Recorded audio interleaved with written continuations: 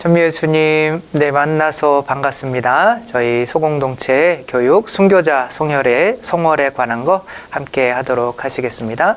성부와 성자와 성령의 이름으로 아멘. 저희가 이제 9월이면 순교자 성월인데 순교자 성월에 대해서 또 저희 함께 묵상해보고 또 저희와 또 관련된 분들에게 또 순교자 성월을 어떻게 살아나가야 하는지 또 함께 생각해 보도록 하겠습니다. 제가 순교자에 대한 그런 신심들이 굉장히 컸을 때는 아무래도 요한 바오로 2세께서 오셔서 우리 103위 성인들을 시성하시고 1984년 그때 여의도에 저도 어린이로 갔었는데 그때 굉장히 막 장하다 순교자 막 이런 노래 부르면서 복사도 하고 했던 기억이 나요. 근데 그때 순교라고 하는 거는 정말 대단하다 그분들은. 근데 나는 왠지 못할 것 같다 그런 느낌을 갖게 하는 그런 어마어마한 내용들이었죠. 그럼 예를 들면 지금 우리 사진에서 보듯이 너희가 그리스도인이라면 제발 좀 놓아주고 싶은데 증명해봐라.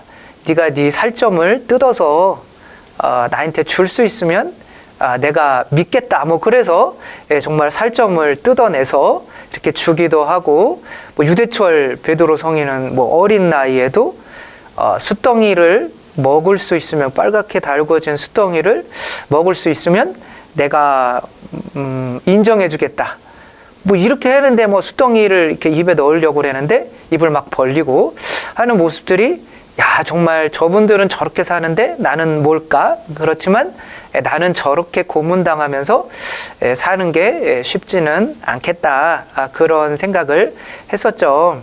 근데 이제 지금은 순교의 피 흘림이라고 하는 것이 그때는 그렇게 고생을 했지만 지금은 주차장이 없다라는 이유로 성당에 가기 안 갈래 귀찮다 이런 식으로 순교의 의미가 저희 삶 속으로 아주 깊이 들어오지는 않은 것 같아요. 그래서 이제 이분들이 순교를 하셔서 지금 있는 곳이 천국인 거죠.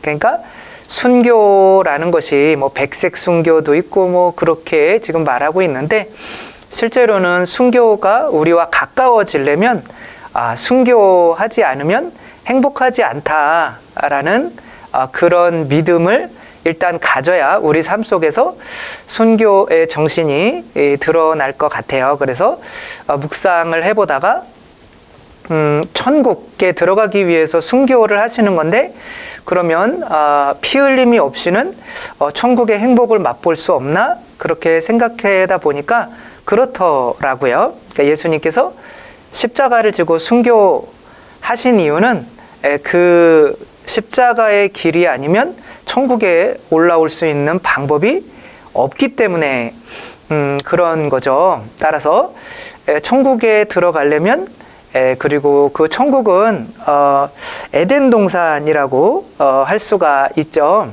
이 에덴 동산에서 이들이 편히 아담과 하와가 지낸 것 같지만 실제로는 이 에덴 동산에 머물기 위해서 피를 흘렸어야만 되는 그 이유를 우리가 깨닫기만 하면 에덴 동산에서 그냥 지내는 것이 아니라 이 행복을 위해서 피를 흘려야 되는구나.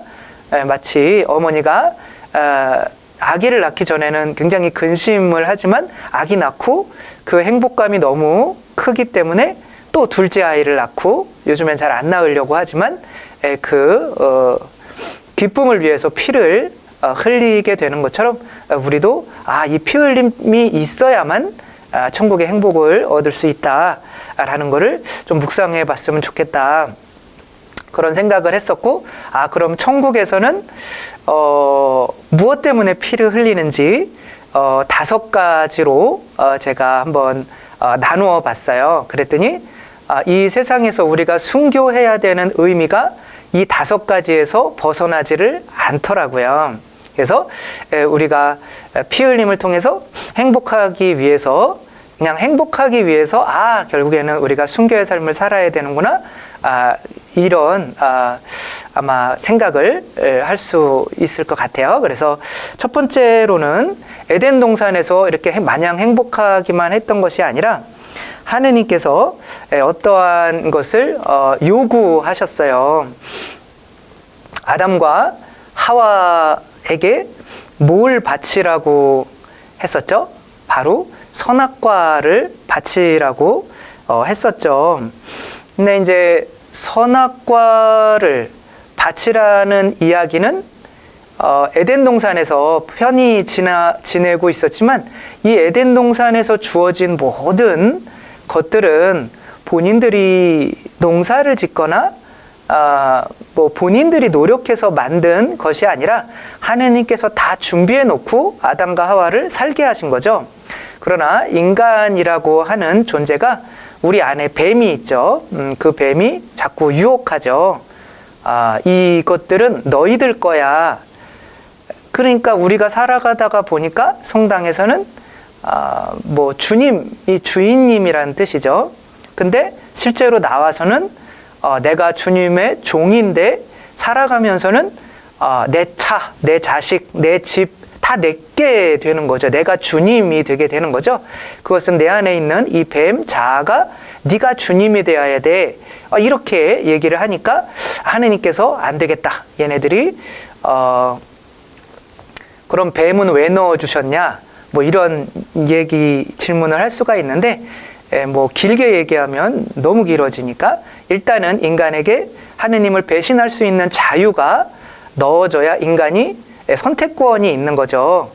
그러니까 결혼을 하려고 할 때 이 아내 보쌈을 해서 그냥 집에다 가두어 놓고, 그런 것은 사랑이 아니죠. 하느님께서 인간을 사랑하신다면 당신을 떠나고 배반할 수 있는 자유를 주셔야 되는데, 그 자유가 뱀이고 그게 내 자아고 우리가 지금까지 나라고 그러고 살아온 거고, 그 나가 내 것이야 라고 하면서 하느님을 배신하게 만드는 거죠. 그래서 이 자아를 죽이려면 그것을 잊지 않기 위해서 우리가 선악과 한 그루 정도는 우리가 가지고 있지만, 이 한 그루 정도는 지금 이 에덴 동산에 있는 모든 것은 당신 것입니다 라고 이렇게 봉헌하는 그런 신앙의 봉헌이 있어야 되는 거죠.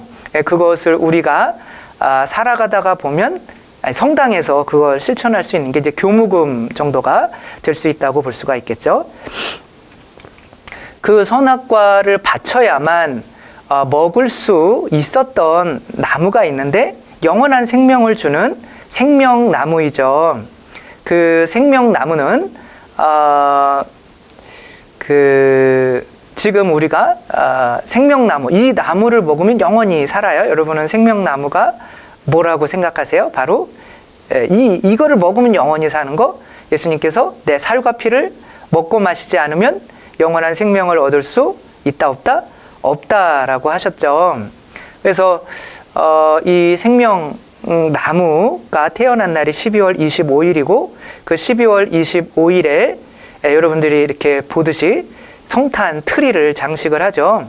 그러니까 성탄 트리가 생명나무인데, 그 생명나무가 내 안에 들어오면 나의 왕이 돼서 내 안에서 내가 죽고 이제 그분이 살아서 이래라 저래라 하는데, 내가 하느님을 주님으로 인정하는 선악과를 안 바치면, 봉헌을 하지 않으면 이제 하느님을 주님으로 인정하지 않기 때문에 성체를 영해도 또 내 안에서 그분이 주님이 되지 못하시기 때문에 뱀에 물려서 돌아가시게 되는 거죠. 그래서 이 생명나무 선악과를 못 먹게 되는 거죠.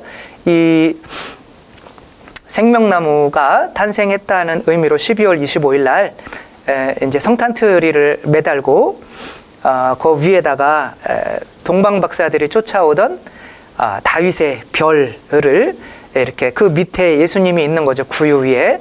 그리고 그 나무에 이제 동그란 것들을 이렇게 다는데 옛날에는 성체, 제병들을 달았죠. 그게 예수님이라고 상징하기 위해서. 그리고 빛으로 오셨으니까,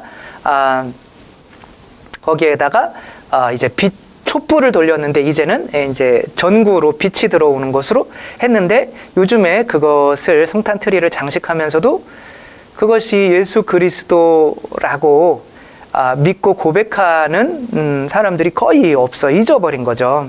그 이유는 내가 어쩌면 주님을 내 안에 들어오시는 생명나무로 인정하지 않는 선악과 봉헌을 하지 못하기 때문이나 그럴 수도 있는 거죠.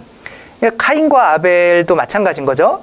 이 그림에서 카인이 지금은 사라지기는 했지만 제 등 뒤에 있죠. 아무튼 카인이 제물을 바치는 거는 받아주지 않고 아벨의 제물만 아니구나. 카인이 저 뒤쪽에 있네요. 이렇게 시기 질투하는 거죠. 감사의 마음이 없는 거죠. 하느님께서 주시는 것에 대한 감사의 마음. 근데 내가 이것을 봉헌하는 것에는 감사의 마음, 내가 받은 것에 대한 감사의 마음이 있어야 되는 거죠. 저도 25살 때까지 결혼을 하려고 하다가 25살 이후로 나를 행복하게 하려고 하다가 다른 사람을 행복하게 하는 게 더 큰 행복이겠다. 그리고 제 자신을 이제 봉헌을 했죠. 그런데 감사의 마음이 없었어요. 제가 내 자신을 이렇게 봉헌하니까 나를 좀 행복하게 해줘야 되는 거 아니에요? 이런 식이었던 거죠. 그러니까 하느님이 주님이 아니라 소였던 거죠. 내가 봉사를, 소공동체 봉사를 하니까 우리 집 좀 건강하게 해줘야 되는 거 아니에요? 내가 감사원금 하니까 우리 남편 사업 좀 잘 되게 해줘야 되는 거 아니에요? 이것은 염을 줄 테니까 밭 갈아줘야 되는 거 아니에요? 뭐 이런 식인 거죠. 그러면 예수님께서 주님으로 살지 못하시기 때문에 내 안에서 돌아가시게 되는데 예수님께서 그 포도밭 소작이인들의 비유를 말씀을 하시죠. 포도밭 소작이인들이 있었는데 주인이 멀리 떠나 있으면서 추수철이 되자 그 수확 중에 일부를 받아오라고 예언자들을 보내고 또 외아들까지 보냈지만 외아들을 죽였죠. 그러니까 예수님께서 그렇게 너희들이 하느님을 주님, 주인으로 인정하지 않고 너희의 영광만을 추구하기 때문에 나를 죽일 것이다 라고 말씀을 하신 거죠. 따라서 에덴 동산에 머물려면 하느님을 주님으로 인정하는 그러한 신앙 고백이 있어야 되는 거죠. 이 과부가 예수님께서 과부의 헌금을 2,000원밖에 없는데 이 과부는 그 아들이랑 사발면 하나씩 사 먹으면서 생계를 연명해야 되는데 이 과부의 어떤 그 다 바쳤는데 예수님께서는 그것에 대해서 칭찬을 해주신단 말이에요. 그러니까 내가 먹지 않으면 죽잖아요. 죽는데도 당신이 주님이니까 내 모든 것은 당신의 손에 맡깁니다 라고 그렇게 내 자신을 봉헌하는 게 바로 피 흘림인 거죠. 먹을 건데 내가 굶어 죽을 수도 있는데 그래도 당신이 주님, 주인님이시니까 내 모든 근심 걱정, 먹고 마시는 거, 내 모든 것들을 이렇게 당신의 손에 바칩니다. 이렇게 봉헌하는 것이 바로 우리가 지금 현재 에덴 동산에서 할 수 있는, 우리가 에덴 동산에서 이미 살 수가 있는 거죠. 거기에서의 그리고 그 11조를 처음에 봉헌했던 사람이 누구냐면 아브라함이에요. 믿음의 조상 아브라함. 아브라함이 그 11조만 봉헌했던 것이 아니라 네 외아들을 바쳐라. 그러니까 이삭까지 다 하느님 건데 뭐 바치면 어때요? 이렇게 바치려고 하는 거죠. 어떤 분들은 아들이 아프거나 심지어 죽기까지 하면 당신이 뭔데 내 아들을 데려가? 이렇게 하는 거죠. 사실 하느님 거고 내가 생명을 주거나 눈 하나 빠졌다고 눈을 다시 넣어줄 수도 없는데 내 아들, 내 거라고 생각을 하는 거죠. 이런 마음을 없애기 위해서 우리는 평상시에 내 자신을 봉헌하다가 보면 다 하느님 겁니다. 그러면 내가 사랑하는 아들을 잃거나 돈을 잃거나 집이 불이 나거나 했을 때 내 거라고 생각하면 정말 하느님을 더 이상은 믿을 수 없어요 라고 30-40년 동안 신앙생활을 해오다가 때려치는 경우가 생기는데, 평상시에 교무금 잘 내고 그 교무금의 의미 감사해서, 내가 받은 것에 감사해서 일부를 봉헌을 하는 거죠. 그렇게 선악과를 봉헌하는 사람은 애인을 잃거나 누구를 잃어도 다 하느님이 주신 거 하느님이 가져가시니 다만 주님을 찬미할지어다, 이렇게 되는 거죠. 저는 키워보지 않아서 모르겠지만 어떤 분들은 이렇게 말씀까지 하셔요. 이제 어린 나이에 아들을 데려갔는데 하느님께서 그래도 몇 년이나마 이렇게 자녀를 키우면서 내가 이 아이의 부모로 살게 해주신 것에 대해서 감사합니다.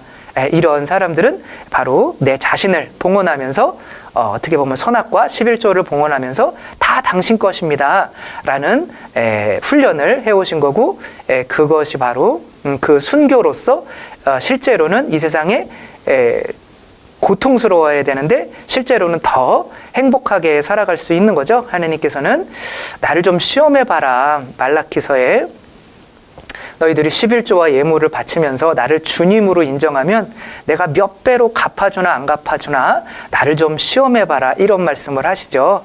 여러분들도 순교의 삶 그러지 말고 에덴 동산에서 선악과를 바쳤어야 됐구나, 저게 순교였구나, 나도 그럼 감사한 마음으로 내 모든 것은 주님 것이다 라는 그 고백을, 내가 가진 어떤 것들을 봉헌하면서 이렇게 고백할 수 있었으면 좋겠고요.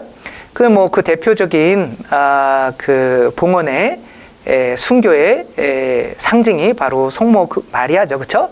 이렇게 돌 맞아 죽을 수도 있고, 또 예수 그리스도와 함께 십자가의 운명을 같이 살아야 하면서도 저는 주님의 종입니다 라고 하면서 당신의 모든 것을 10% 바친 것도 아니고 100% 바쳤기 때문에 하느님께서 그 생명나무이신 예수 그리스도를 당신 안에 잉태하게 만들어서 영원한 생명을 얻게 된 거죠. 이 행복을 누리기 위해서 첫 번째로 에덴 동산에서 해야 되는 순교는 선악과를 봉헌해야 되는 거다. 근데 두 번째로 또 생각해 봐야 될 것은 그 에덴 동산에서 혼자 살지 않았다라고 하는 거죠. 어떻게 보면 귀찮죠. 사람 만나고 요즘에 결혼하고 하는 것도 너무 힘들죠. 왜냐하면 너무 많이 포기해야 되죠. 그 결혼 상대방을 맞춰주기 위해서 내 자신이 죽어야 되고, 또 자녀들을 키우기 위해서 얼마나 많은 희생과 고통이 따라야 돼요. 그래서 심지어 어떤 책의 제목은 타인은 지옥이다, 이런 이야기까지 있는데, 여기서는 하느님은 아담 혼자 있는데 굳이 하와를 만들어줘서 속썩이게 만든단 말이에요. 그리고 둘이 서로 협조를 해서 무언가를, 동물에게 이름을 지어주는 일을 할 수 있도록 만든 거죠. 예수님께서는 우리가 혼자 있는 것이 아니라 교회 안에 모이기를 원하시죠. 모이는 거, 이거 쉽지 않죠. 그러나 이것이 바로 순교다라고 하는 거죠. 에덴 동산에서 아담과 하와는 계속 모여야 했던 거죠. 부활하신 예수님께서 여인들에게 먼저 나타나셔서 너희들 가서 내가 부활했다고 복음을 전해라, 이렇게 말씀하시지 않고 너희들 가서 내가 부활했다고 교회에 알려라. 엠마오로 가는 제자들에게 또 나타나셔서 너희들 가서 나를 보았다고 세상에서 증언을 하여라 라고 하시지 않고 가서 사도들에게 알려라 라고 이렇게 말씀을 하셨죠. 그러니까 사도들, 교회 가운데 사람들이 다 모이게 만든 거죠. 토마 사도에게도 마찬가지인 거죠. 예수님께서 11사도, 10사도죠. 10사도에게 나타나셨는데 토마스는 없었어요. 근데 토마스에게 따로 나타나시지 않아요. 왜냐하면 토마스에 따로 나타나면은 나도 예수님 봤는데 그럼 교회가 갈라지잖아요. 그렇죠? 그러니까 토마스가 교회에 와서 일주일 동안 버티기를 원하시는 거죠. 그리고 그 교회에 다시 나타나셔서 그때 토마스가 예수님을 보게 되죠. 만약에 토마스가 교회에서 멀어졌다면 예수님을 만났을 수가 없죠. 사실 모든 생물들은 모여요. 그건 다 생존하기 위한 건데 세 종류의 모임이 있어요. 떼가 있고 무리가 있고 그 다음에 공동체가 있어요. 근데 이제 첫 번째 모기들은 모기 공동체, 모기 무리라고 하지 않죠, 그렇죠? 모기 떼라고 하죠. 근데 모기 떼는 뭐가 있어야 모이냐면 먹을 게 있으면 그 먹을 게 있는 곳으로 모여요. 저런 실험을 하는 사람도 참 재미있죠. 아무튼 이렇게 먹을 게 있는 곳으로 모이고 먹을 게 이제 사라지면 어떻게 돼요? 다 뿔뿔이 흩어지는 거죠. 그러니까 우리 사회로 치면 회사 같은 거죠. 나한테 이득이 안 되면, 돈이 안 들어오면, 월급 안 주면 안 나가는 거예요. 그러니까 나한테 이득이 안 되면. 근데 그런 공동체에서는 행복을 느낄 수가 없죠. 원숭이들은 무리라고 해요. 이 원숭이들은 지금 코로나 시대를 맞아서 방콕에 이제 관광객이 줄어드니까 원숭이 무리끼리 패싸움이 일어났었어요. 그러니까 먹을 게 없으니까 이제 서로 싸우는 거죠. 그렇게 자기 생존을 위해서 뭉치는 거죠. 이것들 또 뭐 회사도 이런 거 마찬가지지만 우리 국가 막 2002년 월드컵 때는 우리가 그냥 무조건 이겨야 돼. 우리를 위해서. 그 지는 사람들은 마음이 아픈데도 우리가 이겨야 돼요. 이거 히틀러나 이런 사람들도 마찬가지인 거죠. 자기 독일인들, 아리아인들을 위해서 유태인들을 죽여야 돼. 이런 게 집단 이기주의라고 하는 거죠. 뭐 그 안에 머물러 있으면 조금 행복할 수는 있어도 내가 이 집단에서 벗어나서 금방 또 원수가 될 수 있다는 불안감 때문에 충분히 행복할 수는 없죠. 이 가족과 같은 공동체는 자기가 가진 모든 것을 100% 쏟아내야 돼요. 남편이 여러분들한테 월급을 50%만 갖다 준다면 여러분들 마음이 어떻겠어요? 그쵸? 남편이 이뻐 보이진 않겠죠? 100% 다 갖다 주니까 또 남편이 이뻐 보이고 또 아내도 자식들을 위해서 또 가정살림을 위해서 또 최선을 다하니까 혼자 막 명품백 사고 놀러 다니고 그러면 이뻐 보일 수가 없겠죠. 자녀들은 또 이런 부모님에게 고마워서 자기의 모든 시간을 부모님께 보답하기 위해서 공부를 또 열심히 하는 그런 공동체. 그래서 뭐 회사에 머물거나 어떤 무리에 머물거나 하는 것보다 이 가정에 와서 우리가 힘들고 어려운 이 마음을 녹이고 에너지를 다시 얻을 수 있는 공동체가 되는 거죠. 그런 공동체가 되려면 어쨌거나 내가 가진 모든 것을 다 쏟아낼 수 있는 그런 게 되어야 되는 거죠. 에덴 동산에서 아담과 하와가 이렇게 함께 있으며 동물에게 이름을 지어주는 이 일을 하는 것 자체가 바로 함께 머무는 것 자체로 바로 순교하는 거죠. 그렇죠? 어떤 소공동체에 참여하거나 또 아무튼 그런 순교인데 가정은 또 어느 정도가 되면 또 해체가 돼요. 또 부모님이 돌아가시고 그러면 형제들끼리도 예전 같지 않죠. 그렇게 자기 이익을 또 위해서 해체가 되는데 하느님 나라는 그것보다 더 완전히 내 자신을 내어주는 공동체이어야 하는 거죠. 그게 바로 소공동체의 모습, 교회의 모습이어야 되는 거죠. 그래서 교회에 옛날에는 그 교회 안에 자기 재산에 조금을 바치는 게 아니라 100% 바쳤어요. 그래서 하나니아스와 사피라라고 하는 부부는 재산을 팔아서 그 교회에 들어오려면 다 바쳐야 되는데 혹시 모르니까 반만 바쳤다가 하느님한테 벌 받아서 죽었어요. 그만큼 그 공동체에 머무는 게 내 피를, 피라는 건 생명이고 전부 쏟아내야 되는 거죠. 그러니까 우리 성당 내에서의 공동체도 바로 모이기 위해서 내 자신을 피를 쏟는 그런 공동체여야 되는 거고, 그런 공동체에 머물 때 바로 어떤 사람이 거기 들어오면 그 행복감을 맛보면서 또 천국을 누릴 수 있게 되는 거죠.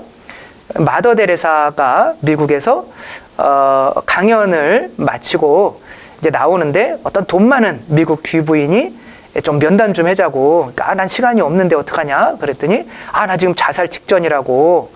그러니까 돈도 많고 뭐 없는 게 없는데 자살 직전이라는. 그러면은 내가 시간이 없으니까 캘커타에 다시 좀 와라. 그럼 거기서 좀 면담을 하자. 그래서 왔는데 아는 척도 안 하고 그냥 빨리빨리 일이나 좀 하라고 그러는 거예요. 가난한 사람들 위해서.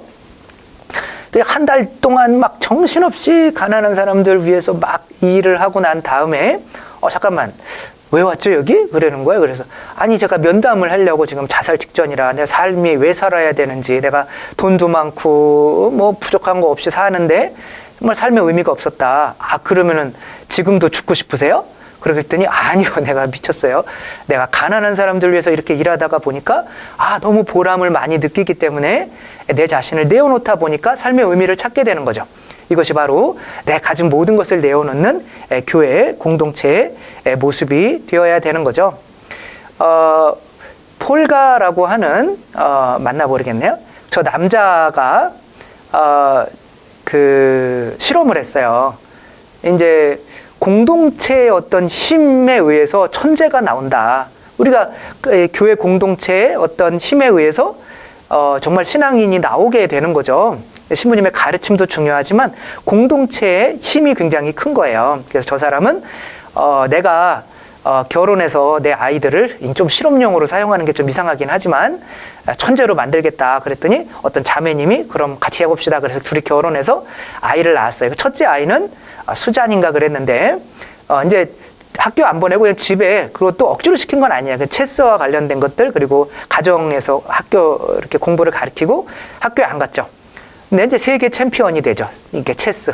둘째 아이는 더 빠른 나이에 챔피언이 되고, 셋째 아이는 그냥 어린 나이에 14살인가에 세계 챔피언이 되어버려요. 그러니까 점점점 실력이 좋아져요. 왜 그러냐면 그 분위기에서 얻는 힘이 큰 거죠. 바로 우리가 공동체에 모여야 하는 이유가 이런 거고, 공동체에 모이는 건 분명히 힘들지만 그래도 거기서 머물러 있어야 되는 거죠. 어떤 수사님이 장상에게 저는 진짜 기도하는 걸 너무 좋아하는데 여기 수사들은 기도도 안 하고 맨날 놀기만 하고, 그래서 나는 아이에게 조금 더 기도의 시간을 많이 주기 위해서 제가 조금 혼자 좀 지냈으면 좋겠다라고 했더니 난로에서 숯 하나를 좀 꺼내보라고 그래요. 그래서 꺼냈더니 숯이 하나가 꺼지죠. 그렇죠? 다시 넣어보라고 그랬어요. 그랬더니 다시 켜지죠. 이제 알았습니까? 그랬더니 네, 알았습니다. 그리고 이제 간 거죠. 그러니까 우리가 이 뜨거움이 공동체에서 있으면서 교회의 역할을 제대로 하려면 교회 안에 모여서 교회가 내 가진 모든 것을 내어놓는 이 순교를 통해서 천국이 되게 만드는 그런 일을 해야 되는 거죠. 따라서 순교자들이 뭐 혼자 순교하는 게 아니라 바로 이 교회 공동체에 머물기 위해서, 그 안에 하나가 되기 위해서 순교했다는 것을 또 잊지 말아야겠죠. 그리고 이제 함께 모였으면 또 순교를 해야 되는데 그것이 바로 솔직함인 거죠. 모여도 우리가 세상에서 만나는 집단들은 막 네 핸드백 좋다, 머리 너 이쁘게 했네, 어느 미장원에서 했니, 나 같으면 그런 데 안 가겠다, 뭐 그러며 자기 자신을 막 드러내겠죠. 그렇죠? 내 아들은, 내 자녀는 공부를 얼마나 잘하는지 몰라, 그러면서 그런 공동체는 행복하지 않죠. 아담과 하와가 죄를 짓고 비록 공동체이기는 하였으나 부끄러워서 자기 몸을 가렸어요. 이런 공동체는 행복한 공동체가 아닌 거죠. 이것은 일본에서 뭐 조작이라는 뭐 그런 얘기도 있긴 한데, 아무튼 우리 뉴스에도 나오고 막 그랬죠. 그래서 결혼식 날 남편이 이 결혼하는 신부의 불륜의 그 현장을 비디오로 틀어서 온 가족과 사람들이 있는 가운데에서 망신을 주고 이런 끝내는 거죠. 그러니까 불륜을 하고 있는데도 결혼을 하려고 하는 거예요. 이거는 솔직한 게 아닌 거죠. 겉으로만, 몸만 같이 살아서 정말 행복할 수 있겠어요. 그렇죠? 서로 만날 때는 뻘개 벗고 만나야 되는 거죠. 근데 내 자신에게 붙어있는 이 무화과 나무 잎을 떨어뜨리는 게 바로 순교라고 하는 거죠. 어떤 아이가 여동생과 함께 시골 할머니 집으로 놀러 갔어요. 근데 그 할머니 집에는 오리를 키우고 있는데 얘가 심심하니까 새총으로 이제 장난치다가 오리 한 마리를 죽였어요. 그런데 이제 그럼 할머니한테 혼나잖아요. 할머니가 아끼는 오리인데. 그래가지고 장작더미 속에다가 넣어놨죠. 근데 이제 멀리서 여동생이 그걸 보고 있는 거예요. 그래서 어느 날 이제 할머니가 막 설거지를 하면서 얘야 이제 오빠한테 그런 거죠. 아니 여동생한테 설거지 좀 도와줘라 그랬더니 여동생이 아니에요 오빠가 할 거예요 그랬더니 오빠가 내가 왜 하냐 그랬더니 귓속에다가 대고 오리를 기억해. 이게 잃어버리겠다는 거죠. 그러니까 이게 그럼 혼날까 또 이렇게 하고 또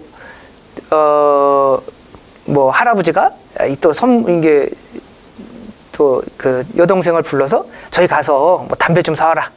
오빠가 갈 거예요. 내가 왜? 그랬더니 귀에다 대고 또 오리를 기억해. 이렇게 하는 거죠. 며칠 동안 이렇게 있다가 보니까 지옥인 거예요, 삶이. 예, 그래서 할머니 제가 새총으로 죄송한데 오리 한 마리 죽였어요. 그랬더니 할머니가 내가 다 알지. 내가 다 봤었는데 네가 동생한테 어디까지 노예 생활하나 한번 지켜본 거야. 이렇게 말씀을 하시는 거죠. 모인다고 다 행복한 게 아니라 내 자신을 벌거벗을 수 있어야 행복한 거죠. 순교자들은 이거는 이제 후미에라고 하는데 엔도우 슈샤쿠의 침묵, 더 사일런스라고 하는 그 책 그리고 또 영화에 나오는 거죠. 이때 이제 예수님의 얼굴이 그려진 저 후미에를 밟을 수가 있으면 그리스도인이 아니라고 하고 저걸 못 밟고 지나가면 이제 순교를 해야 되는 거죠. 그런데 순교를 하시는 분들은 속일 수가 없어요. 자기 자신을. 나는 예수님을 밟을 수가 없는 거죠. 그 솔직함 때문에 다 죽는 거죠. 그러니까 에덴 동산에서 머무는 사람은 솔직해야만 하는 거죠. 예수님께서 솔직하지 않으면 에덴 동산에 들어갈 수 없다는 의미로 또 이런 나타나엘을 보고 이 사람은 진짜 이스라엘 사람이다. 이스라엘은 천국에 사는 사람이라는 의미예요. 이 사람은 진짜 천국에 들어갈 사람이다. 이 사람에게는 거짓이 없다. 이렇게 말씀을 하시죠. 거짓말하는 사람은 절대로 하느님 나라에 들어갈 수 없습니다. 왜냐하면 공동체 생활이 안 되니까. 자기 옷을 벗지 않으니까. 그러니까 사람을 만날 때 그 사람을 통해서 내가 높아지기 위해서 만나는 거죠. 그런 삶은 그냥 모기 때인 거지 이렇게 그리스도의 공동체가 아닌 거죠. 그러니까 저를 어떻게 아십니까? 라고 했더니 네가 무화과나무 밑에서 있을 때 내가 너를 보았다. 그러니까 당신은 하느님이십니다. 이렇게 얘기를 하는 거죠. 그러면 나타나엘이 뭘 묵상하고 있었겠어요? 아담과 하와가 서로 부끄러워서 죄를 짓고 자기 몸을 가린 그 나뭇잎이 어떤 나뭇잎일까요? 무화과 나무 잎인 거죠. 우리들은 우리 안에 있는 이 거짓 무화과 나무 잎을 다 떨어내야 돼요. 제가 아는 어떤 할머니께서 뭐 이제 세례식을 이제 제가 해드렸는데 그분이 어떻게 믿게 되냐면 이분은 평상시에 옛날에는 낙태나 이런 것들을 종용하던 시대가 있었잖아요. 셋부터는 부끄럽다. 제가 셋째인데 부끄러운 셋째네요. 그 다음에 뭐 둘도 많다. 뭐 이러며 이제 뭐 아무튼 그런 때에 하루에도 70명을 낙태를 시켰다고 그래요. 산부인과 의사로서. 그럼 돈이 어마어마하게 벌었겠죠? 서울에서. 그러나 이제 그 죄책감에 신자도 아니었는데 얼굴이 삐뚤어지고 걷지를 못하게 돼 있었어요. 그래서 3년 동안 침대에만 있었는데 밑에 사는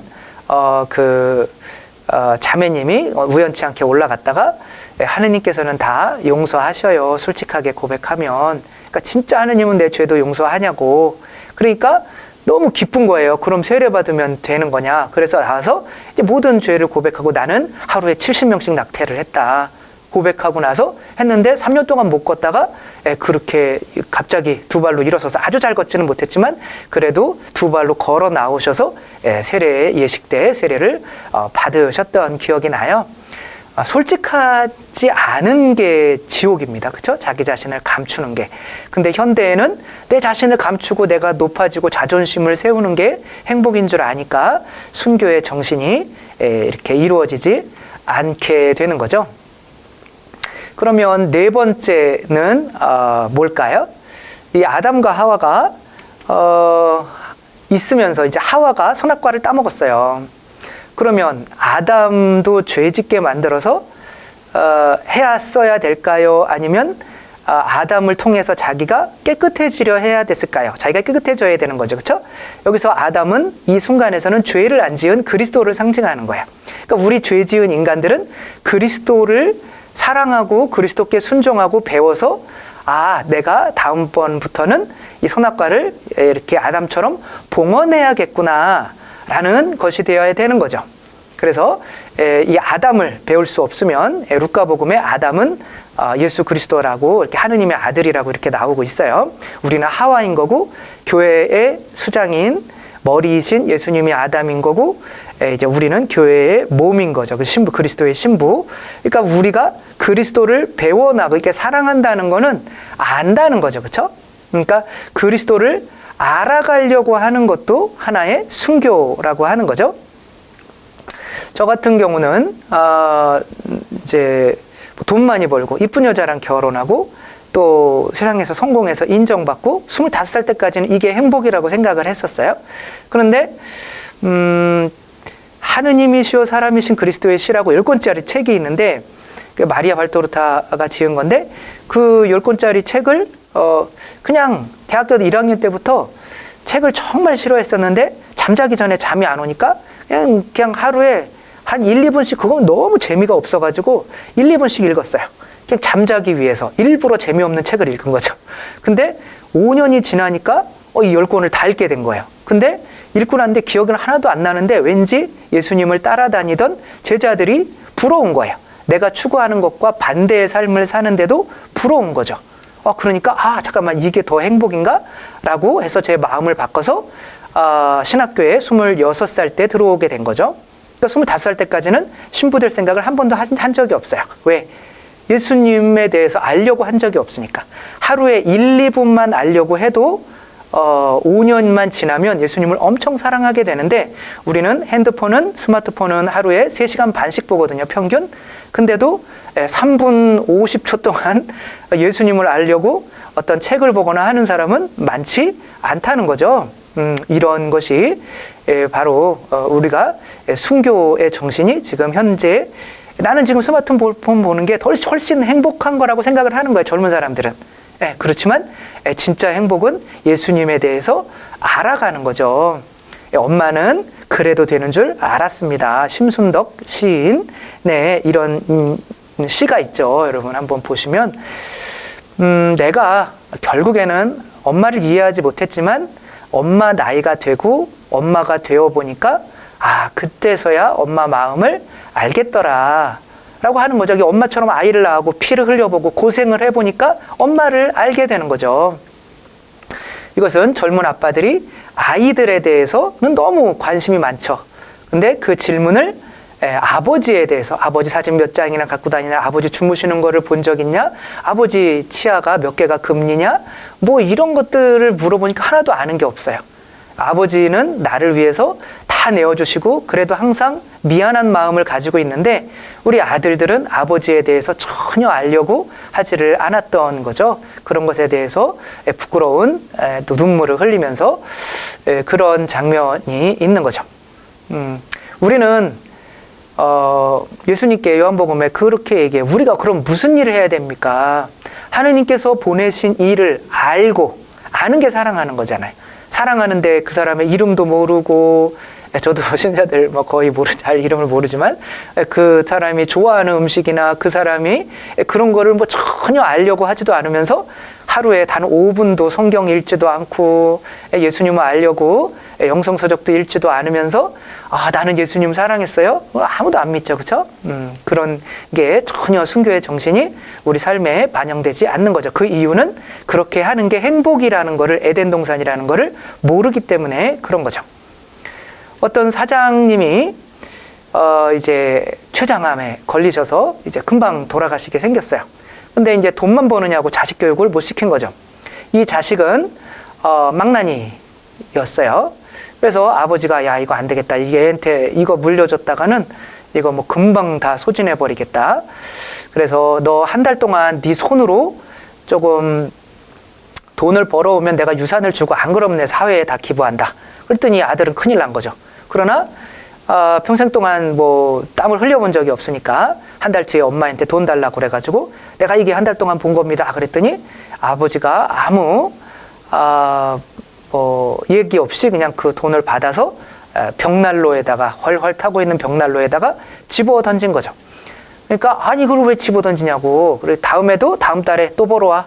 다음 달에 보러 왔더니 보러 온 게 아니라 또 엄마한테 달라고 그래서 갔더니 또 그렇게 난로에다가 집어 던지는 거죠. 그래서 아니 도대체 왜 그러시냐고.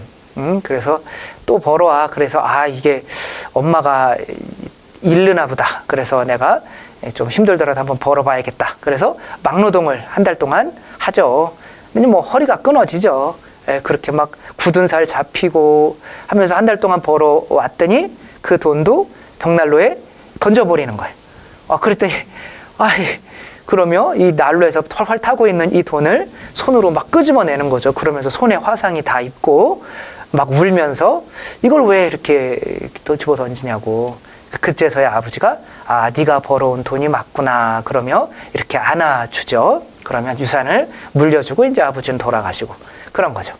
우리가 성체를 영하더라도 그렇죠? 그것이 바로 예수님께서 하느님께서 아들을 죽여가지고 우리한테 주시는 것인지를 우리가 깨닫지 못하고 그냥 공짜로 주시는 무슨 비타민 주는 것처럼 그렇게 받아 모시면 우리 삶에 영혼 구원에 전혀 도움이 안 되죠.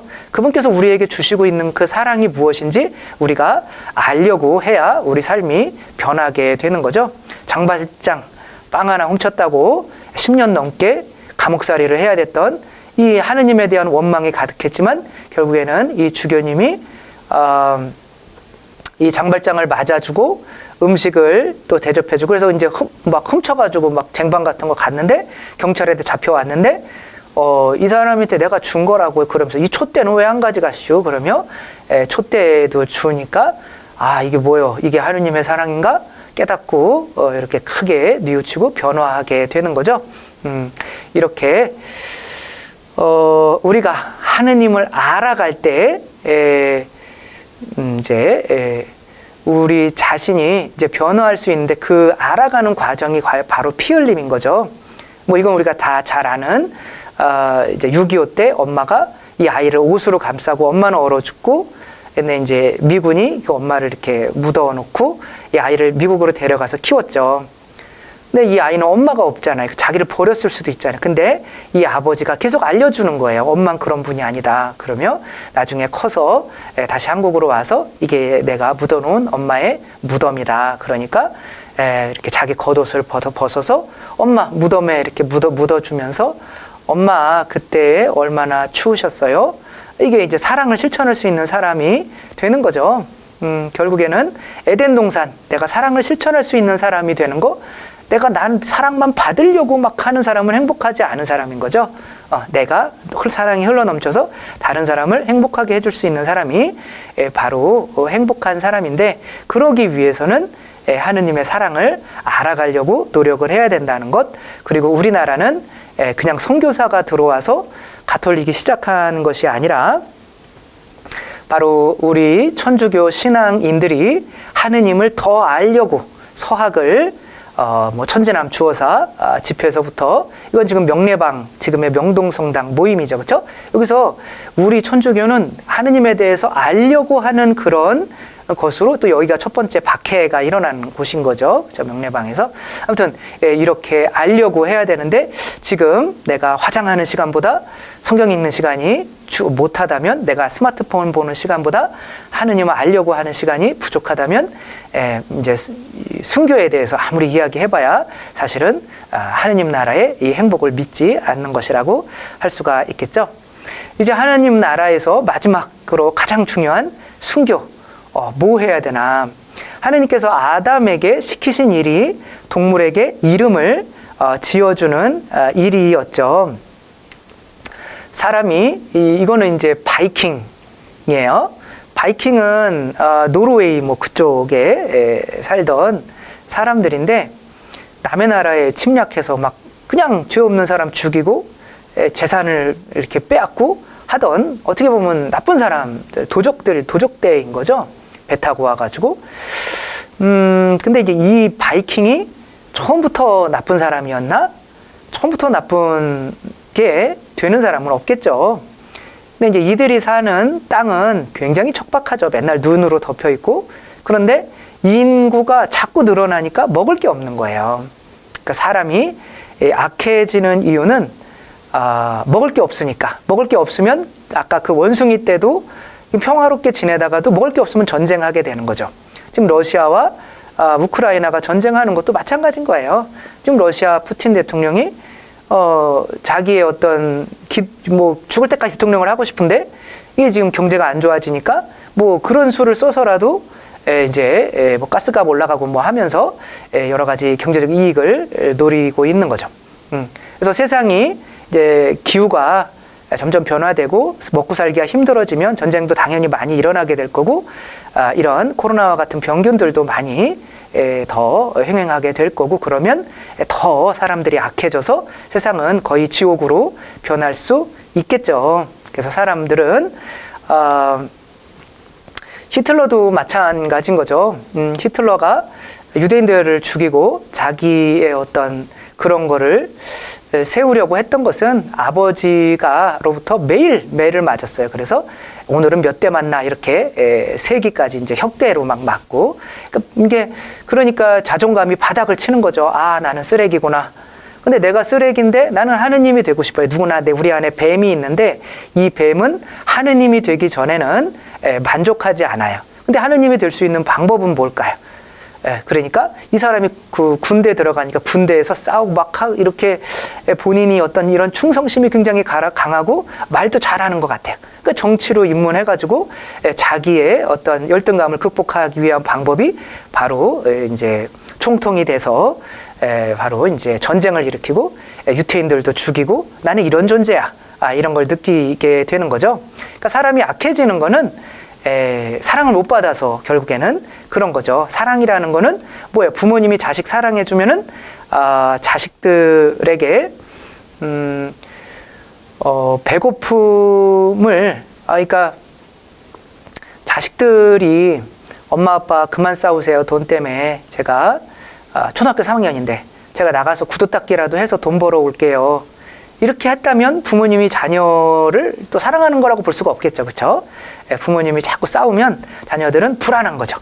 근데 이제 예수님께서 부활하셔서 지금 토마스를 만나는 건데 제 등 뒤에 안 보이지만 손에 구멍이 이렇게 뚫려 있어요. 부활하신 예수님께서 평화를 빈다. 그 평화는 뭐냐면 너는 영원히 살 존재야 라고 하는 거죠. 너 영원히 죽지 않아. 내 살과 피 먹고 마시면 영원히 살아. 나와 똑같아져서 이렇게 말하고 있는 거죠. 이게 평화인 거죠. 근데 사람들에게 평화를 주려면 내가 생존에 대해서 걱정하게 만들면 안 되는 거예요. 그러면 순교라는 게 의미가 뭐예요? 우리 죽어도 살아 라는 거를 우리에게 그 믿음을 주는 거죠. 아, 죽어도 사는구나. 우리 그러한 존재구나. 냉방병을 고아원에서 살아서 사랑을 못 받아서 냉방병이, 그러니까 심장이 그냥 추운 거야. 한여름에도 막 추워. 그래서 막 벌벌벌벌 떨고 하는 여자 자매가 있었어요. 그 남편은 근데 사랑을 너무 많이 받은 사람이야. 그래가지고 이제 그 여자가 이제 자기만 하는 거죠. 내가 추우니까, 그러니까 아무 친구도 없고 그냥 혼자만 갇혀 있는 거예요. 근데 이 남편이 한여름에도 뭐 난로를 이렇게 켜놓은 것처럼 난로를 켜놓고 있어야 되는데 거기에서 땀띠 나면서도 같이 있는 거야. 제발 좀 나가라고. 왜 그러냐고. 아니야, 난 자기랑 같이 있을래? 그러며 이 고통을 함께 하는 거죠. 이게 순교인 거죠. 내가 뭔데 이렇게 남편이 날 사랑해주나? 그러며 이 냉방병이 고쳐졌다는, 이건 뭐 진짜 있었던 뭐 이런 실화가 또 있는 거죠. 그렇게 그 이태석 신부님께서 수단 톤즈에 가셔서 너희들 맨날 전쟁하며 이렇게 살 존재들 아니야. 너희들 하느님의 자녀들이고 소중한 존재들이야. 이렇게 느꼈더니 맨날 싸우고 전쟁 나가고 남의 거 물건을 빼앗으면서 컸어야 될 이 아이들이 57명인가가 지금 의대에 가서 의사가 된 사람도 있고, 지금 의대, 이 수단에서도 의대에 가는 게 그렇게 쉽지 않대요. 근데 이 시골에서 57명 그 이분의 제자들이 그만큼 뭐 의대 뭐 다른 것까지 합치면 어마어마하죠. 이 어마어마한 선한 영향력인 거죠. 죽으면서 너희들은 내 목숨을 바쳐도 아깝지 않은 존재들이야. 그 자존감을 이들이 얻게 돼서 점점 이 세상이 좋아지게 되는 거죠. 이 아이는 옥사나 말라야 아이도 아니에요. 지금 30 넘었는데 3살에서 8살까지 5년 동안 이 부모가 방치를 해서 개한테 키워졌어요. 그러니까 본인이 뭔 줄 알까요? 개인 줄 알겠죠. 그러니까 이게 30살이 넘어도 말을 못 배우고 하니까 말을 배워야 생각을 할 수 있거든요. 생각을 못 하니까 계속 본인이 개인 줄 아는 거예요. 멍멍 짖고 이렇게 살아가는 거죠. 너무나 안타깝죠. 그렇죠? 겸손해 보이진 않잖아요. 그렇죠? 여러분 자녀가 여러분한테 넌 누구냐 그러니까 그러면 전 개인데요. 개 같은 인간인데요. 그러면 그럼 나도 개냐? 뭐 이렇게 되는 거잖아요. 그러니까 너는 인간이야 라는 이 믿음을 주려면 내가 죽어야 되는 거죠. 내 살과 피를 갈아 넣은 양식을 주면서 이 아이는 개라는 그런 믿음은 개가 함께 나누어 주는 자기들의 양식을 본인이 먹어야 사는 건데 얘한테 나누어 준 거죠. 그러니까 이 양반이 내 부모구나. 그러니까 나도 개구나 라는 믿음을 생긴 거. 그럼 개처럼 살게 되는 거죠. 그러니까 우리들이 이 세상에 주어야 되는 그 믿음은 내가 하느님의 자녀, 내가 예수 그리스도와 하나, 예수 그리스도라는, 그래서 나도 물 위를 걸을 수 있다는 이 믿음을 가지고 이 사람들에게 그 믿음을 전하기 위해서 그냥 말만 하는 게 아니라 내 살과 피를 내어줄 수 있어야 되는 거죠. 그게 바로 순교자들이 한 거죠. 우린 죽어도 돼. 우리가 그 믿음을 물려받는 거죠. 그것을 동물들에게 이름을 지어주는 거죠. 넌 소중한 존재야. 우리가 아이가 새로 태어났을 때 이름을 지어주잖아요. 혹은 개나 고양이를 집에 데려다 키우면은 들고양이들한테는 이름을 안 지어줘도 집에서 키우면 넌 소중한 존재야. 근데 얘를 위해서 주사도 맞춰야 되고 밥도 해줘야 되고 똥도 갈아줘야 되고 닦아줘야 되고 뭐 산책도 시켜줘야 되고 어마어마하게 피를 흘려야 되잖아요. 넌 소중한 존재니까. 그 이름을 지어준다는 거는 그 이름에 맞가진 그런 소중한 존재라는 걸 알려주기 위해서는 내 살과 피를 갈아 넣어야 돼요. 얘를 위해서. 이것은 사무라이가 된 시골의 하층민 아이의 이야기인 거죠. 이 엄마가 이 아이가 사무라이가 되고 싶어 하니까 이제 일본에는 성을 지을 때 성 기둥에다가 사람을 한 명 넣고 지으면 성이 허물어지지 않는다는 또 그런 게 있어서 지원자를 찾는 거죠. 내가 들어가겠어. 그게 엄마가. 근데 이 성에서 사무라이 교육을 할 때 우리 이 아들을 좀 교육을 시켜주셔. 천민이라 이제 뭐 사무라이는 귀족만 될 수 있는 거거든요. 그럼 알았다. 그리고 이제 했는데 이제 귀족 아이들은 굉장히 못되게 구는 거죠. 그래서 너무 힘들어서 이 아이가 도망가려고 하는데 이 기둥 속에 엄마가 죽어 있는 거예요. 내가 지나가면 이 엄마의 죽음은 헛되게 되는 거죠. 그래서 기둥 앞에 와서 기둥에선 계속 피가 흐르고 있는 거죠. 너는 사무라이가 될 존재야. 이 믿음을 주는 거죠. 이걸 사랑이라고 하는 거죠. 이름을 지어주는 거죠. 너는 이런 존재야. 하느님의 자녀야. 저는 요셉, 또 여러분들도 세례받을 때 그 이름을 받은 것은 예수 그리스도께서 당신 살과 피로, 너는 내 살과 피만큼, 또 하느님께서 너는 내 자녀가 내 아들을 죽일 만큼 소중한 존재야 라는 걸 믿게 되면 유태인들이 뭐 이 세상에서 그렇게 잘 나가는 이유는 우리는 하느님의 자녀야, 하느님의 백성이야. 그 믿음 하나 때문에 그런 거거든요. 왜냐하면 믿는 만큼 사는 거예요. 그러니까 나는 이렇게 너는 공부 안 하면 굶어 죽어. 뭐 이렇게 해서 공부해라. 이렇게 하면 자존감이 바닥을 치는 게 되는 거죠. 나를 책임져 줄 사람은 아무도 없구나. 그러나 너는 공부해도 상관없어. 하지 않아도 상관없어. 다 하느님이 책임져 줘. 이게 유대인들이에요. 그러니까 나는 정말 대단한 존재구나. 그러니까 그만큼 되는 거죠. 아무튼 그렇게 참아내서 사무라이가 되는 거죠. 전재용 선장이 96명의 베트남 보트피플을 구했죠. 이 베트남 보트피플을 있었는데 1년 동안 참치잡이하고 부산항까지 한 10일 정도가 남았었는데 이 사람들이 사흘 동안 먹지도 마시지도 않아서 물을 안 먹으면 이제 사흘째부터는 죽죠. 엉켜 있는데 그냥 지나가면은 죽기 직전인 거예요. 죽을 것 같은 거죠. 그러니까 회사에다가 연락했더니 관여하지 마라 그런 얘기를 들었지만 이분은 성모상 앞에 기도했다는 그런 게 있으니까 천주교 신자겠죠. 그래서 그냥 지나갈 수가 없는 거죠. 예수님 위해서, 나를 위해서 피를 흘렸는데 나도 이들을 위해서 피를 흘려줘야죠. 그렇죠? 너희들 소중한 존재야. 그러며 이들을 96명을 구했고, 거기 애기였던 친구가 이제 사제가 돼서 지금 오산 비행장에서 근무하고 얼마 전에 갔다고 하더라고요. 이제 그렇게 갔는데 이분은 어떻게 됐겠어요?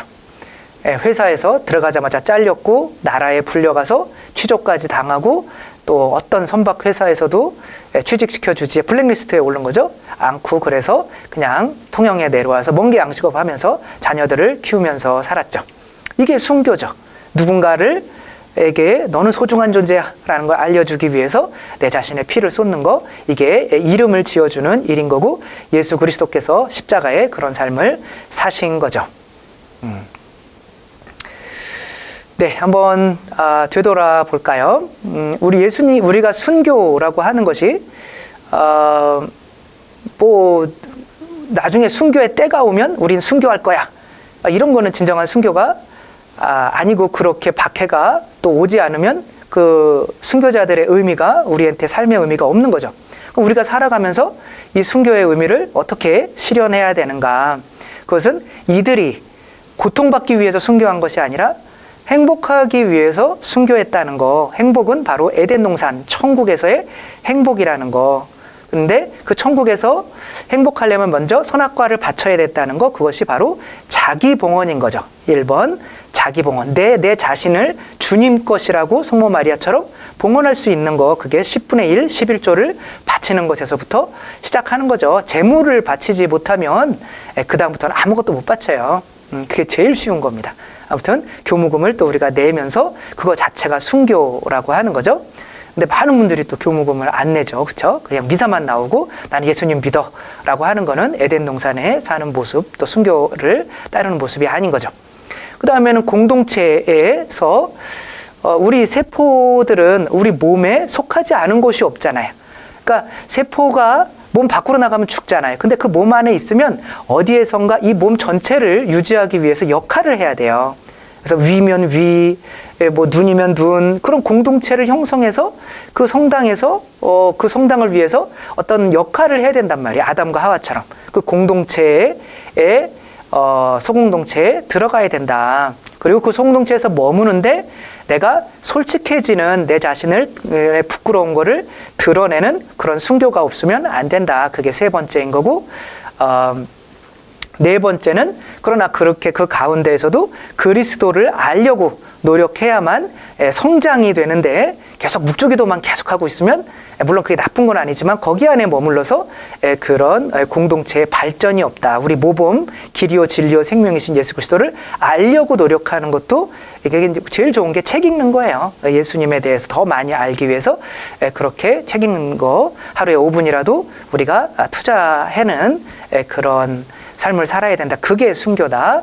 네 번째는, 다섯 번째는 바로 이제 동물에게 이름을 지어주는 일을 아담과 하와가 했어야 됐다. 그게 바로 선교다. 다른 사람, 당신은 소중한 존재입니다. 예수님이 겟세마니에서 나도 하느님인데 이들을 위해서 죽어야 됩니까? 그러나 제 뜻이 아니라 아버지 뜻대로 하소서라고 하면서 내가 이들을 위해서 죽어주면 이들도 자기 자신이 하느님인 거를 알겠지라고 하는 거예요.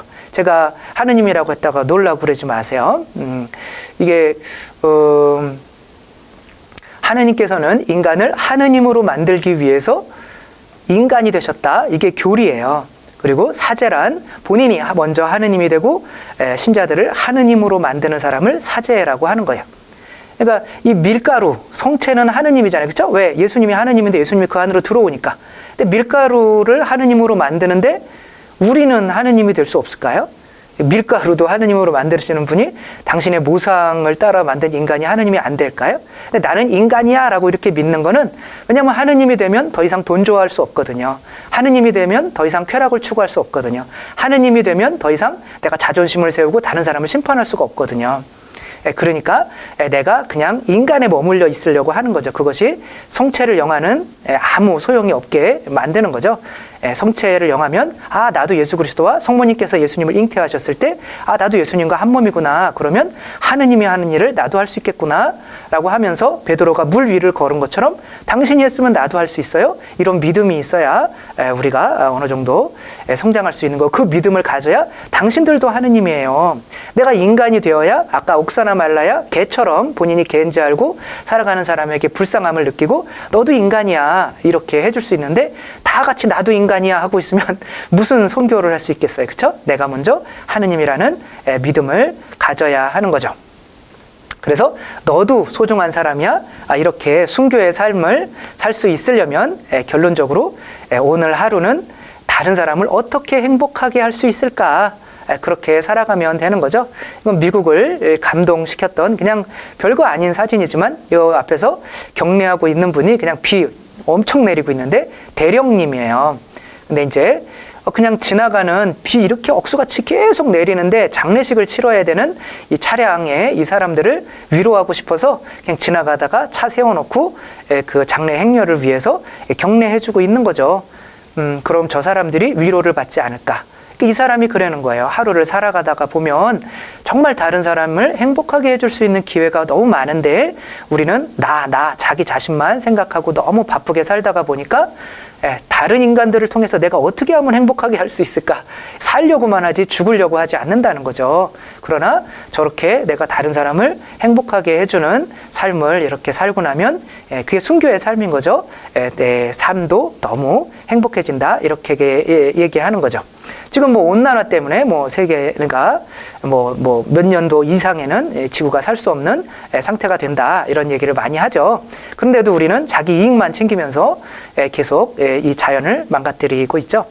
일론 머스크 그 사람 바람도 피고 그렇게 하지만 그 사람이 그래도 내가 인류에게 어떤 좋은 일을 할 수 있을까? 그러면 저 집이 위에가 다 태양 전지예요. 그러면서 밑에 있는 차가 테슬라인 거고, 그리고 화성에 지구가 망하면 화성에다가 여기 지구에 있는 사람들을 가서 살려야지라고 하면서 우주 산업 스페이스X 이런 산업들을 이 사람이 지금 하고 있는 거죠. 그러니까 그래서 세계 1위 부자가 된 거죠. 그러니까 이 사람이 하고 싶었던 거는 우리 인류를 위해서 어떤 좋은 일을 할 수 있을까? 그러니까 자꾸 죽으려고 하다가 보면 오히려 내가 생명을 주려고 그러면 생명으로 가득 차게 되는 거고, 그러니까 선교를 하게 되면 생명을 주는 거잖아요. 너도 하느님이야. 그러면 나도 하느님이 되는 거잖아요. 그러니까 어떤 호수가 있는데 거기에서 꾸정물이 나오고 있어요. 그럼 호수가 안 보이더라도 그 호수는 꾸정물로 차 있겠다라는 걸 알잖아요. 내가 나를 어떻게 행복하게 할까? 그건 목이잖아요. 그렇죠? 다른 사람의 피를 빨아먹으려고 하는 그 사람은 죽음으로 가득 차 있는 거죠. 그러나 내가 다른 사람을 어떻게 행복하게 할 수 있을까? 다른 사람에게 어떻게 믿음을 줄 수 있을까? 그렇게 내가 다른 사람을 위해서 이순신 장군인 거죠. 명량이 있는데 이 명량에서 이분이 이런 말을 하죠. 살고자 하면 죽을 것이고 죽고자 하면 살 거다. 이제 배는 12척밖에 없어요. 근데 330척이 지금 몰려와요. 원균이라고 하는 사람이 이순신을 그렇게 모함을 해서 이순신이 이제 감옥에 갇히고 고초도 당하다가 그냥 계급도 다 잃었는데 이제 일본이 다시 쳐들어오니까 어떻게 할 수가 없어 다시 복직을 시켰는데 배는 원균이라고 하는 분이 다 말아 드신 거고, 그래서 12척밖에 없는데 330척이 오니까 나머지 11척은 두려움에 떨잖아요. 근데 이분이 그러는 거예요. 이 두려움을 용기로 바꿀 수만 있다면. 근데 그날 이분은 어떻게 하려고 하는 거예요? 그러면 아들이 이렇게 묻죠. 그럼 어떻게 할 건데요? 내가 죽어야겠지. 그러니까 그날 죽으려고 한 거예요. 그러면서 혼자 나가 싸워요. 이건 기록에 있는 거예요. 11척 오지도 않아요. 330척이랑 혼자 싸워요. 그러니까 이제 혼자 싸우는데 막 이겨가는 거예요. 그걸 보니까 용기가 생겨서 나머지 11척도 와서 330척과 싸워서 승리를 거둔 이게 명량해전 이 모습인 거죠. 이 모습을 우리가 살아야 되는 거죠. 이게 순교인 거죠. 내가 죽으면서 내 주위를 천국으로 용기를 주면서 천국으로 만들어가는 그런 삶. 지금 가을인데 순교랑 딱 맞죠. 이 죽어가는 나뭇잎들이 그냥 쓸쓸하게 죽어가는 것이 아니라 정말 아름다운 모습을 우리에게 보여주면서 죽어가고 있죠. 그렇듯이 우리들도 늙어갈 수도 있고 익어갈 수도 있는 거죠. 익어간다는 거는 다른 사람에게 먹힐 수 있는 사람이 된다는 거죠. 이 늙어가는 거는 썩어가는 거죠. 아무런 도움이 안 돼. 나이가 들어가면서 점점점 더 이 아름다운 모습을 보이며 내 주위에 있는 사람들을 행복하게 하는, 그래서 나도 천국에서 사는 그런 행복한 여러분 모두가 되셨으면 좋겠습니다. 마지막으로 강복으로 마치겠습니다. 주님께서 여러분과 함께 전능하신 천주 성부와 성자와 성령께서는 여기 모인 모든 이에게 축복을 내리시어 길이 머물게 하소서. 주님과 함께 가서 복음을 전합시다. 하느님 감사합니다. 성부와 성자와 성령의 이름으로 아멘. 감사합니다. 사랑합니다.